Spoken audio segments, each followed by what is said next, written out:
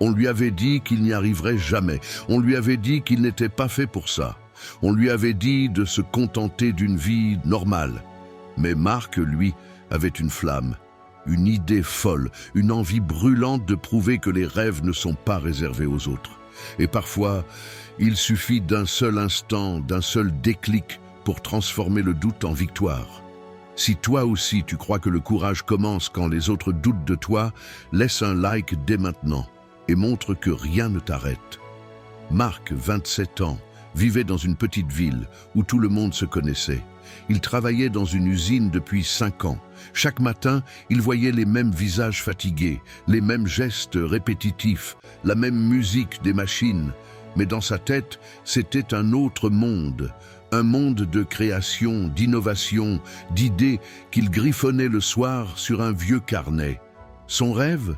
Créer sa propre marque de montres en bois faite à la main. Pas des montres de luxe, non. Des montres avec une histoire, unique, respectueuse de la nature. Un jour, il osa en parler à ses collègues. Résultat, des rires. Des montres en bois ? Tu veux vendre ça à qui ? Au castor ? Même ses amis proches le traitèrent de rêveur. Et le pire, ses parents, inquiets pour lui dirent « Marc, sois raisonnable, on ne vit pas de rêve. » Les jours passaient. Marc travaillait, mais sa tête était ailleurs. Le carnet se remplissait d'idées, de croquis, de calculs. Puis un soir, il prit une décision. Il allait tenter. Il investit toutes ses économies dans du matériel. Il transforma son garage en petit atelier. Les premières montres étaient bancales, les aiguilles grinçaient, le bois fendait parfois. Mais chaque erreur devenait une leçon. Pourtant, les ventes ne décollaient pas.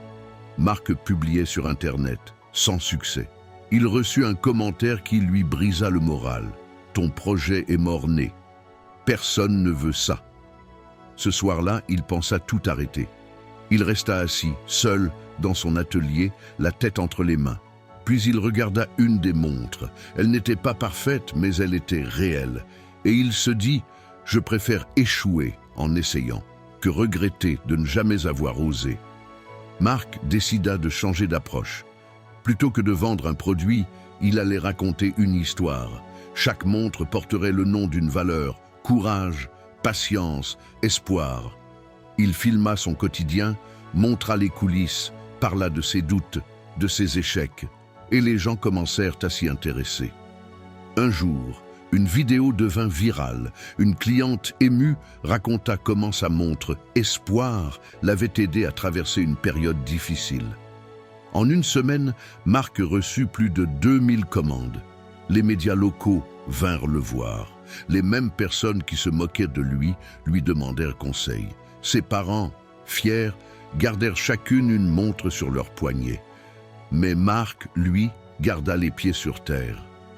Il avait compris que le vrai succès, ce n'était pas les ventes. C'était d'avoir tenu bon quand tout le monde doutait. Si tu es dans une période où tout semble contre toi, souviens-toi de Marc. Ce n'est pas le monde qui décide de ta valeur. C'est ce que tu décides de croire, là, maintenant.